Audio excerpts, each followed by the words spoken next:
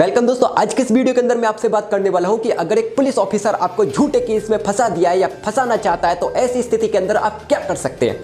कोई वजह होती है तभी तो कोई आपके ऊपर झूठा केस बनाएगा, कोई कारण होगा तभी तो आपको वो झूठे केस में फंसाएगा।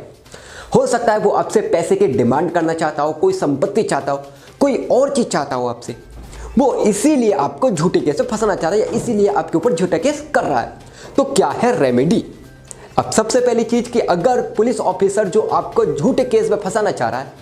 जो झूठा केस बनाना चाह रहा है, वो पुलिस ऑफिसर खुद ही स्वयं के मामले की जांच कर रहा हो, तो सबसे पहले इतनी आपके पास दिमाग होना चाहिए कि उस व्यक्ति को हम तुरंत इन्वेस्टिगेशन से हटा सकते हैं और दूसरा ऑफिसर उस मामले की जांच करेगा। सिंपल सी एक एप्लीकेशन देनी पड़ती है आपको, एसपी को, अपने जिले के एसपी को आप जाकर के एक एप्लीकेशन दे दें कि भाई ये फला ऑफिसर जो है जिससे मुझे निष्पक्ष जांच की कोई उम्मीद नहीं है, और उसमें कारण मेंशन कर दें और अन्य सुपीरियर ऑफिसर से या सेंट्रल लेवल के अधिकारी से इस मामले की जांच कराई जाए। आपके एप्लीकेशन देते ही वो ऑफिसर चेंज हो जाएगा, लेकिन मान लीजिए कि वो ऑफिसर तो कोई और है और वो किसी अन्य पुलिस वाले से मामले की जांच करा रहा है, तब भी ये नियम लागू कर सकते हैं। एक तो ये कर सकते हैं कि जांच चेंज करा सकते हैं, लेकिन जो दूसरा आएगा वो भी उससे इसी मिला हुआ है, तब क्या करेंगे? जाहिर सी बात है पुलिस वाला ही जांच करेगा। तो ऐसी स्थिति के अंदर अपने पास जो प्रूफ होगा,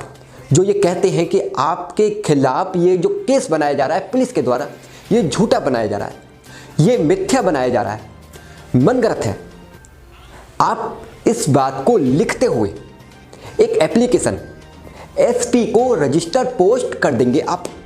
कि साहब ये एक प्रकरण मेरे विरुद्ध दर्ज कराया गया है जो कि मिथ्या है, झूठा है, और इस बात का मेरे पास प्रमाण ये है। एग्जाम्पल के तौर पे वो बताता है एक तारीख की घटना, उस तारीख को आप किसी अन्य स्थान पर मौजूद हैं, वो आपके पास इस बात का प्रमाण है, तो वो उस चीज को आप एक्सप्लेन करेंगे उस एप्लीकेशन के अंदर जो एसपी को दे रहे हैं, और एक कॉपी आप जो इन्वेस्टिगेशन ऑफिसर है, जांच कर रहे हैं, उसको भी देंगे। अब उसकी ड्यूटी हो जाती है, जहां ये मामला आपके उसने नॉलेज में डाल दिया कि भाई आपके पास ये प्रमाण है इस बात का कि ये साबित करता है कि वो जो केस है वो झूठा है,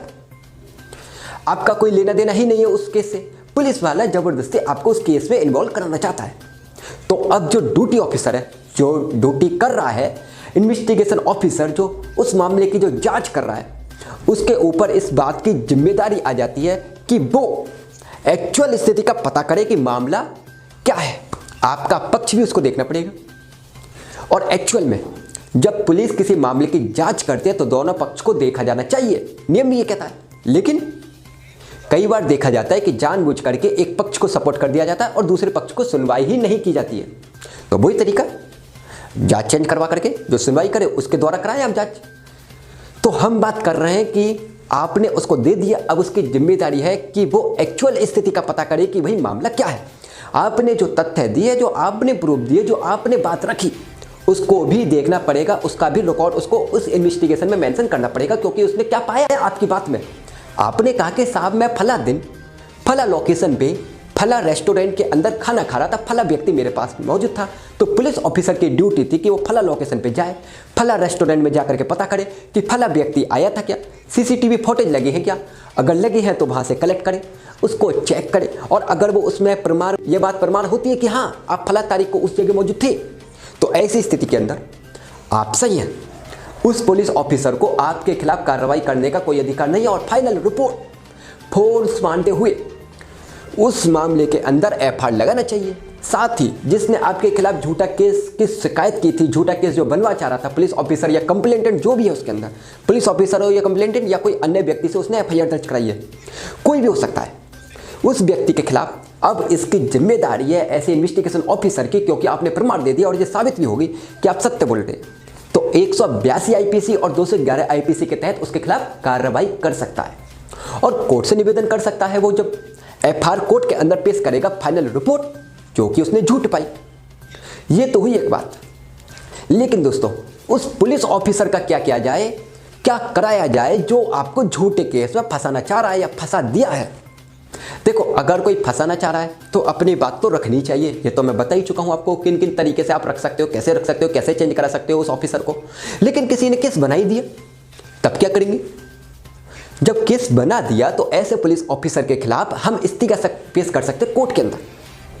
अपन उस कोर्ट केस को तो डिफेंड करना ही पड़ेगा जो बन करके कोर्ट में जा चुका है, जिसमें आपको मुलजिम बना दिया है, उसको तो आपको फाइट करना ही पड़ेगा आपको। और अगर आपके पास कोई प्रमाण है तो आप 482 CRPC में उस FIR को जो दर्ज आपके खिलाफ झूठा मामला चार्जशीट रूप में आपके खिलाफ जा चुका है, क्वेश्चन के लिए जा सकते हैं, लेकिन स्ट्रॉन्ग प्रूफ होना चाहिए उसके लिए आपके लिए। चलिए केस बना करके वो तो चार्जशीट कर दिया आपके खिलाफ एक पुलिस ऑफिसर ने जो झूठा केस बना दिया, लेकिन अब आप क्या करेंगे? अब आप उस पुलिस ऑफिसर के खिलाफ खुद भी एक इस्तीगासा कोर्ट के अंदर पेश करेंगे। अब आप कहते हैं कि साहब ये केस झूठा है, तो झूठा है तो देखो, अगर उसको पता है पुलिस ऑफिसर को कि भाई ये झूठा केस बनाया, तो जाहिर सी बात है गवाह भी झूठी बनाए हैं, जो दस्तावेज हैं वो भी सारी झूठी हैं। तो ऐसा ऑफिसर के खिलाफ सबसे पहले तो उसने ड्यूटी के विपरीत कार्य किया है, तो 166 IPC जो कोई अपनी ड्यूटी से विपरीत कार्य करता है, 166 IPC 166A IPC जो उसको कानून की निर्देश है उसके अगेंस्ट जाकर के कार्रवाई कर रहा है, आपके खिलाफ झूठे केस में फंसा रहा है या झूठा केस फंसा दिया है बना करके। इसके अलावा 167 IPC जो कि एक